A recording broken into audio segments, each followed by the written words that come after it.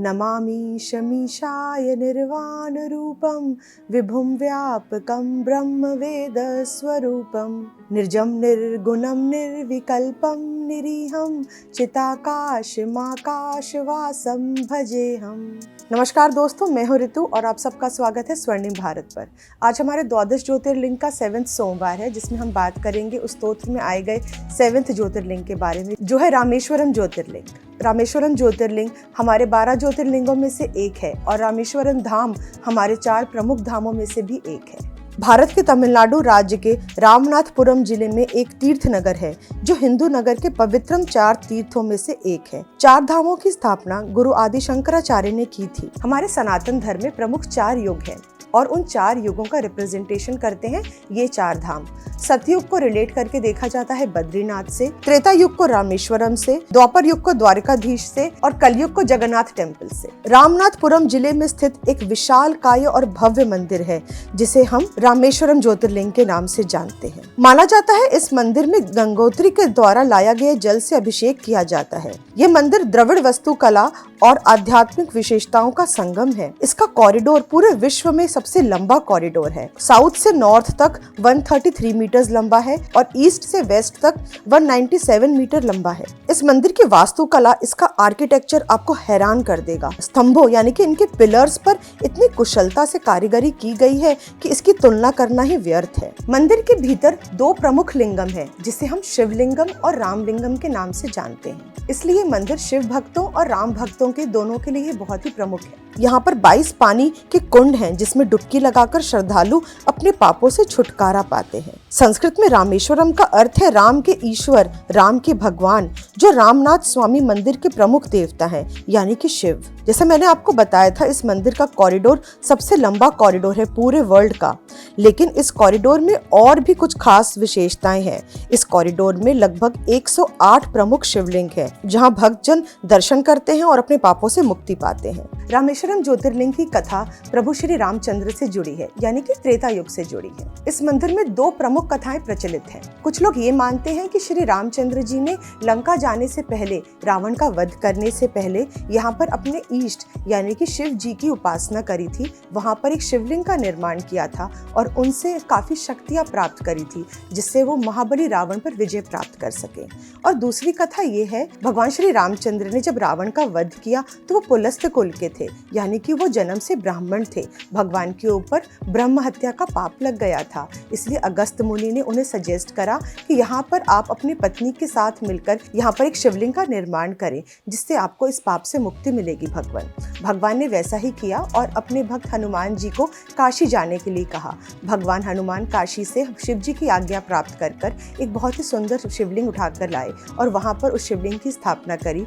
माता सीता और रामचंद्र जी ने दोनों ने मिलकर वहाँ पर पूजा अर्चना करी। तब से ये शिवलिंग वहाँ पर स्थापित किया गया है। शिव करे मोह माया को भंग, लोक कल्याण के लिए भगवान शिव अपने भक्तों के लिए वहाँ सदैव विद्यमान हो गए। रामेश्वरम का नाम गंधमंदन भी बताया गया है। शिव पुराण में रामेश्वरम के दर्शन मात्र से ही ब्रह्म हत्या जैसे पाप दूर हो जाते हैं। नॉर्थ इंडिया में काशी का जो विशेष स्थान है ना, वही सेम स्थान साउथ इंडिया में रामेश्वरम को दिया गया है। कथा कोई भी हो, लेकिन ये बात तो सत्य है कि श्री रामचंद्र जी ने वहाँ पर शिवलिंग का निर्माण किया था और अपने पूरी श्रद्धा और भाव से अपने पूरे परिवार के सहित भगवान शिव का रुद्राभिषेक किया था। शिव जी के डिवोटीज और राम जी के डिवोटीज दोनों ही ये मानते हैं कि वहाँ पर अगर श्रद्धा भाव से पूजा की जाए इन दोनों लिंगम की, हमारी डिसीजन मेकिंग कैपेबिलिटीज बहुत ज्यादा बढ़ जाती हैं और हमें विजय की प्राप्ति होती है। ये मंदिर तो श्री रामचंद्र जी ने त्रेता युग में बनाया था, यानी कि इतने साल पुराना है। वक्त के साथ साथ ये मंदिर धीरे धीरे खराब होता गया ड्यू टू नेचुरल कैलामिटीज। बाद में 12th सेंचुरी में पांड्या डायनेस्टी ने इसे दोबारा से कंस्ट्रक्ट करा और इस मंदिर का रेस्टोरेशन पीरियड था 1740 से 1770 तक। और आज भी इस मंदिर को टाइम टू टाइम रेनोवेट किया जाता है और इस मंदिर की देखभाल करते हैं इस स्टेट की गवर्नमेंट। रामेश्वरम मंदिर तमिलनाडु में स्थित है, यानी कि वहाँ पर काफ़ी गर्मी पड़ती है। आप अगर अपना ट्रैवल प्लान कर रहे हैं तो अक्टूबर से मार्च के बीच बेस्ट ट्रैवल पीरियड होगा। 3 दिन यहाँ घूमने के लिए सफिशिएंट है। टॉप 10 दर्शनीय स्थल जहाँ पे धार्मिक यात्रियों को अवश्य विजिट करना चाहिए वो है श्री रामनाथ स्वामी मंदिर, जो यहाँ का प्रमुख मंदिर है। दूसरा है अग्नि तीर्थम, तीसरा है गंधमंदन पर्वत, चौथा है अरियमन बीच, एंड फिफ्थ है, अगर आप यहाँ पे शॉपिंग करना चाहते हैं तो यहाँ पे सिल्क की साड़ियाँ बहुत ज़्यादा फेमस है। और दूसरा है यहाँ पे बना हुआ स्फटिक लिंगम। स्फटिक लिंगम शुद्ध कॉस्ड लिंगम होता है, यहाँ से स्फटिक लिंगम खरीदना बहुत ही शुभ माना जाता है। छठा है यहाँ पर रिसेंटली बना एक सी वर्ल्ड एक्वेरियम। और सेवेंथ है कोदांत रामस्वामी मंदिर। एट्थ है जादा तीर्थम। नाइन्थ है अब्दुल कलाम हाउस, क्योंकि ये हमारे पूर्व प्रेसिडेंट अब्दुल कलाम जी का निवास स्थान भी है। और 10th है एडम ब्रिज, जिसको हम फेमसली नाम से जानते हैं, जो है राम सेतु, जो लगभग 30 माइल्स यानी कि 48 किलोमीटर लंबा है। इसीलिए द्वादश ज्योतिर्लिंग में जो नाम आता है वो है सेतु बंदे तु रामेशम, जहाँ से भगवान ने लंका पे प्रस्थान किया और यहाँ पर राम सेतु का निर्माण कराया गया। यहाँ पर एक धनुषकोडी टाउन है which is also known as an abandoned town at the south eastern tip of Pamban island at the state of Tamil Nadu. Pamban island और रामेश्वरम को एक बहुत ही ब्यूटीफुल ब्रिज जोड़ता है, जिसे हम पम्बम ब्रिज भी कहते हैं।